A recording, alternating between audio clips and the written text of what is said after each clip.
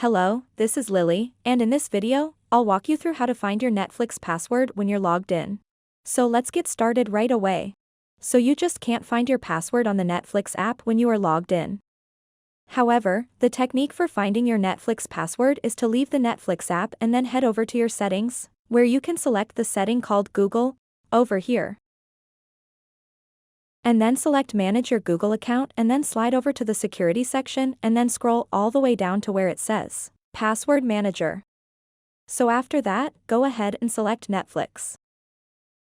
All you have to do now is click here to see your password. That's it really is as easy as that. So just to recap, if you just go to your settings and then into Google, you can select Manage your Google account. So when you are in there, you can go to the Security tab and scroll down to basically find your password manager. So, in your password manager, you have all of your saved passwords. So find Netflix in that list of saved passwords and then click the eye icon to make your password visible. That way, you won't really have to log out of your actual Netflix app, but you'll be able to view that password and use it wherever you want. Please let us know if you have any questions in the comments section below, and don't forget to subscribe.